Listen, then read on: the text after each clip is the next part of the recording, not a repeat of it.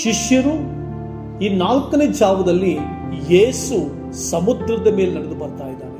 ಈ 4ನೇ ಜಾವದವರೆಗೂ ಇವರು ಬಹಳ ಕಷ್ಟಪಡ್ತಾ ಇದ್ದಾರೆ. ಶಿಷ್ಯರು ಬಹಳ ವೇದನೆ ಪಡ್ತಾ ಇದ್ದಾರೆ.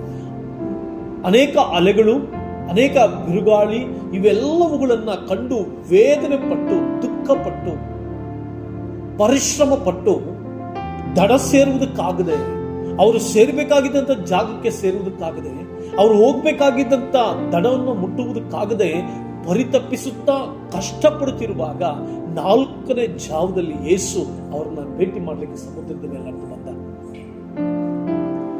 ಸಮುದ್ರದ ಮೇಲೆ ನಡೆದು ಬಂದಂತ ಆ ಪರಾತ್ಪರನಾದ ದೇವರು, ಸಮುದ್ರದ ಮೇಲೆ ನಡೆದು ಬಂದಂತ ಆ ಸೃಷ್ಟಿಕರ್ತನಾದ ದೇವರು, ಸಮುದ್ರದ ಮೇಲೆ ನಡೆದು ಬಂದಂತ ಆ ದೈವತ್ವವುಳ್ಳಂತ ದೇವರು, ಸಮುದ್ರದ ಮೇಲೆ ನಡೆದು ಬಂದಂತ ಆ ಸೃಷ್ಟಿಕರ್ತನಾದ ದೇವರು ತನ್ನ ಪ್ರಜೆಗಳನ್ನ, ತನ್ನ ಶಿಷ್ಯರನ್ನ ಕಾಪಾಡಿಕೊಳ್ಳುವುದಕ್ಕಾಗಿ, ತನ್ನ ಶಿಷ್ಯರಿಗೆ ನಾನೇ ಸೃಷ್ಟಿಕರ್ತನೆಂಬುದಾಗಿ ತೋರಿಸುವುದಕ್ಕಾಗಿ ಆ 4ನೇ ಜಾವದಲ್ಲಿ ಯೇಸು ಸಮುದ್ರದ ಮೇಲೆ ನಡೆದು ಬಂದ.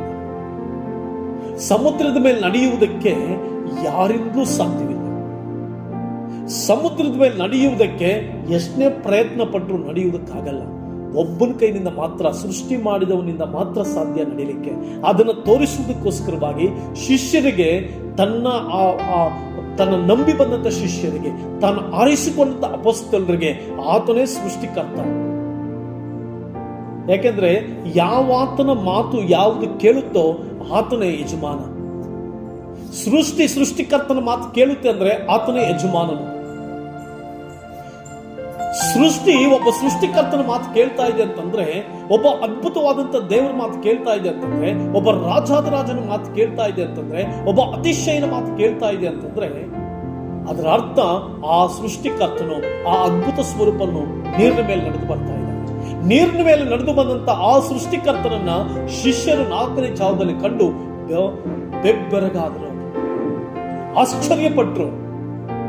ಆಶ್ಚರ್ಯಪಟ್ಟರು ಕೂಡ ಸೃಷ್ಟಿಕರ್ತನು ನಾನೇ ಎಂಬುದಾಗಿ ತನ್ನ ಶಿಷ್ಯರಿಗೆ ತೋರಿಸ್ತಾನೆ. 4ನೇ ಜಾವದಲ್ಲಿ ಯೇಸು ಸಮುದ್ರದ ನಡೆದು ಬಂದು ಶಿಷ್ಯರಿಗೆ ಅದ್ಭುತ ಮಾಡಿ ದಡ ಸೇರಿಸಿದ.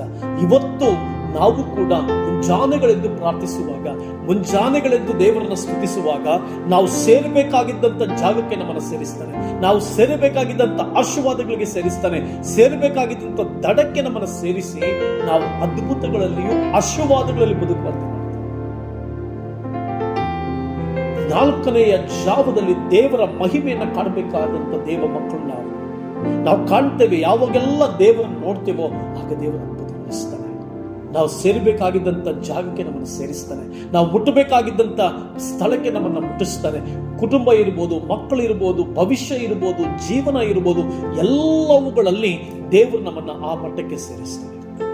ಅಪೊಸ್ತಲರು ದಿಗ್ಭ್ರಮೆಗೊಂಡರು, ಅಪೊಸ್ತಲರು ವೇದನೆ ಪಟ್ಟರು, ಅಪೊಸ್ತಲರು ಆ 3 ಜಾವಗಳಲ್ಲಿ ಕೂಡ ತಟಸ್ಥರಾದರು, ವೇದನೆ ಪಟ್ಟರು, ಕಷ್ಟಪಟ್ಟರು. ಆದರೆ 4ನೆಯ ಜಾವದಲ್ಲಿ ಯೇಸು ಸಂದರ್ಶಿಸಿದ, ಯೇಸು ಅವರನ್ನ ಭೇಟಿ ಮಾಡಿದ. 3 ಜಾವಗಳು ಅವರು ರಾತ್ರಿಯೆಲ್ಲ ಪ್ರಯಾಸ ಪಡ್ತಿರುವಾಗ, ಅವರು ವೇದನೆ ಪಡ್ತಿರುವಾಗ ಕಂಡಂತ ಯೇಸು ಮೌನವಾಗಿದ್ರು. ಸಮುದ್ರದ ಮೇಲೆ ಅವರು ಬರಲಿ, ಸಮುದ್ರದ ಮೇಲೆ ಅವರು ಬಂದು, ಅವರು ಅರ್ಧ ದಾರಿಗೆ ಬಂದು ಸಂಕಟ ಪಡುವಾಗ, ಅವರು ಬಿರುಗಾಳಿಗೆ ಸಂಕಟ ಪಡುವಾಗ, ನಾನೇ ಸೃಷ್ಟಿಕರ್ತನು, ನಾನೇ ಎಲ್ಲವುಗಳನ್ನು ಹತೋಟಿಗೆ ತೆಗೆದುಕೊಳ್ಳುವವನು, ಸಮಸ್ತವನ್ನ ಹತೋಟಿಗೆ ತೆಗೆದುಕೊಂಡು ಎಲ್ಲ ಸಂಗತಿಗಳನ್ನ ನಾನೇ ಹತೋಟಿಗೆ ತೆಗೆದುಕೊಂಡು ನಡೆಸುವವನು, ಎಲ್ಲವೂ ನನ್ನ ಕಂಟ್ರೋಲ್ನಲ್ಲಿದೆ. ಇಡೀ ಸಮಸ್ತ ಜೀವಿಗಳು, ಭೂರಾಶಿಗಳು ಮಾತ್ರವಲ್ಲದೆ ಭೂಮಿಯ ಮೇಲೆ ನಡೆದಾಡ್ತಕ್ಕಂಥ ಎಲ್ಲ ಮನುಷ್ಯರ ಪ್ರತಿಯೊಬ್ಬರ ಜೀವಿತ ನನ್ನ ಕೈನಲ್ಲಿದೆ ಅಂತ ತೋರಿಸುವುದಕ್ಕೋಸ್ಕರವಾಗಿ ಸಮುದ್ರದ ಮೇಲೆ ಎಲ್ಲ ಆತನ ಕೈನಲ್ಲಿದೆ. ಸಮಸ್ತ ಆತನ ಕೈನಲ್ಲಿದೆ, ಆತನ ಜೀವಿತದಲ್ಲಿದೆ. ಆದ್ರಿಂದ ನಾವು ಈ ಮೊದಲನೇ ದಿನದಲ್ಲಿ ದೇವರ ಹತ್ರ ಬಂದಿದ್ದೇವೆ. ತಿಂಗಳ ಮೊದಲನೇ ದಿನದಲ್ಲಿ ದೇವರನ್ನು ನೋಡ್ತಾ ಇದ್ದೇವೆ. ಯಾಕಂದ್ರೆ ನಮ್ಮ ಜೀವಿತ ನಮ್ಮ ಕೈನಲ್ಲಿಲ್ಲ, ನಮ್ಮ ಮಕ್ಕಳು ನಮ್ಮ ಕೈನಲ್ಲಿಲ್ಲ, ನಮ್ಮ ಭವಿಷ್ಯ ನಮ್ಮ ಕೈನಲ್ಲಿಲ್ಲ, ನಮ್ಮ ಆಶೀರ್ವಾದ ನಮ್ಮ ಕೈನಲ್ಲಿಲ್ಲ, ನಾವು ಸೇರ್ಬೇಕಾಗಿದ್ದಂಥ ಭವಿಷ್ಯ ನಮ್ಮ ಕೈನಲ್ಲಿಲ್ಲ, ಯಾವುದು ನಮ್ಮ ಕೈನಲ್ಲಿಲ್ಲ. ಎಲ್ಲವೂ ದೇವರ ಕೈನಲ್ಲಿದೆ. ಎಲ್ಲವನ್ನ ಆತನೇ ಸಾಗಿಸಬೇಕು ಅಂತ ಹೇಳಿ ನಾವು ದೇವರ ಹತ್ರ ಬಂದಿದ್ದೇವೆ. ಇವತ್ತು ನಾವು ಪ್ರಾರ್ಥನೆ ಮಾಡ್ತೀವಿ, ಸ್ವಾಮಿ, ನನ್ನ ಜೀವಿತವನ್ನ, ನನ್ನ ಕುಟುಂಬವನ್ನ ನೀನು ಸಾಗಿಸು. ನೀನು ಸಾಗಿಸಲೇಬೇಕು. ಸಾಗಿಸುವಾತ ನೀನು. ನನ್ನ ಜೀವಿತವನ್ನು ನೀನು ಸಾಗಿಸು. ನನ್ನ ಕೈನಲ್ಲಿ ಆಗಲ್ಲ ಸಾಗಿಸೋದಕ್ಕೆ. ನನ್ನ ಕುಟುಂಬವನ್ನು ನೀನು ಸಾಗಿಸು, ನನ್ನ ಕೈನಲ್ಲಾಗಲ್ಲ. ನನ್ನ ಹಣಕಾಸಿನ ವ್ಯವಸ್ಥೆ ನೀನು ಸಾಗಿಸು, ನನ್ನ ಕೈನಲ್ಲಾಗಲ್ಲ. ನನ್ನ ಮಕ್ಕಳು ನೀನು ಸಾಗಿಸು, ನನ್ನ ಕೈನಲ್ಲಾಗಲ್ಲ. ನನ್ನ ಹೆಂಡತಿ ನೀನು ಸಾಗಿಸು, ನನ್ನ ಕೈನಲ್ಲಾಗಲ್ಲ. ನನ್ನ ಬದುಕನ್ನು ನೀನು ಸಾಗಿಸು, ನನ್ನ ಕೈನಲ್ಲಾಗಲ್ಲ. ನನ್ನ ಕೆಲಸವನ್ನು ನೀನು ನಡೆಸಿ ತಿಂಗಳಲ್ಲ, ನನ್ನ ಕೈನಲ್ಲಾಗಲ್ಲ. ನಾವೆಲ್ಲ ದೇವರನ್ನ ಆರಾಧಿಸುವಾಗ, ದೇವರನ್ನ ಸ್ತುತಿಸುವಾಗ ದೇವರನ್ನ ನಡೆಸ್ತಾನೆ. ಆತನವನ್ನು ನಡೆಸುವಾತ, ಆತ ನಮಗೆ ಕೃಪೆ ಕೊಡುವಾತನು. ಆದುದರಿಂದ ಪ್ರಿಯ ದೇವರ ಮಕ್ಕಳೇ, ದೇವರು ಹೇಳ್ತಾ ಇದ್ದಾರೆ, ಈ ಜಾವದಲ್ಲಿ ದೇವರನ್ನ ಪ್ರಾರ್ಥಿಸುವಾಗ, ದೇವರನ್ನ ಆರಾಧಿಸುವಾಗ, ಸಮುದ್ರದ ಮೇಲೆ ನಡೆದು ಬಂದ ದೇವರು ಬಿರುಗಾಳಿಯನ್ನು, ಸಮುದ್ರದ ಅಲೆಗಳನ್ನು ಗದರಿಸಿದಂತೆ ಎಲ್ಲ ಶಾಂತವಾಯಿತು. ಇವತ್ತು ನಿನ್ನ ಜೀವಿತದಲ್ಲಿ ಒಂದು ವೇಳೆ ಯಾವುದು ಅಬ್ಬರಿಸ್ತಾ ಇದೆ, ಕೆಲವು ಸಾರಿ ನಮ್ಮ ಜೀವಿತದಲ್ಲಿ ಕೆಲವು ಕಾರ್ಯಗಳು ಅಬ್ಬರಿಸ್ತವೆ, ಕೆಲವು ಸಂಗತಿಗಳು ಅಬ್ಬರಿಸ್ತವೆ, ಸೋಲುಗಳು ಅಬ್ಬರಿಸ್ತವೆ. ಬಿರುಗಾಳಿ ಎದ್ದಾಗ ಬಹಳ ಆರ್ಭಟ ಮಾಡುತ್ತೆ, ಅಬ್ಬರಿಸುತ್ತೆ. ಅಲೆಗಳು ಅಬ್ಬರಿಸ್ತಾ ಇದ್ದವು, ಅವರು ತಲ್ಲಣಗೊಂಡ್ರು, ಸಮುದ್ರದ ಮೇಲೇನೋ ಬಂದುಬಿಟ್ರು. ಆದರೆ ಮಧ್ಯದಲ್ಲಿ ಅಲೆಗಳಿಗೂ ಬಿರುಗಾಳಿಗೂ ಎದುರಿ ಹೋದ್ರು. ಅವರು ಅಬ್ಬರಿಸ್ತು, ಜೋರಾಗಿ ಗಟ್ಟಿಯಾಗಿ ಅವ್ರನ್ನ ನಡಗಿಸ್ತು. ಅಂತ ಸಂದರ್ಭದಲ್ಲಿ ಅವರು ಕಂಡದ್ದು ಯೇಸುವನ್ನ, ಅವರು ಕಂಡದ್ದು ರಕ್ಷಕನಾದ ಯೇಸುವನ್ನ.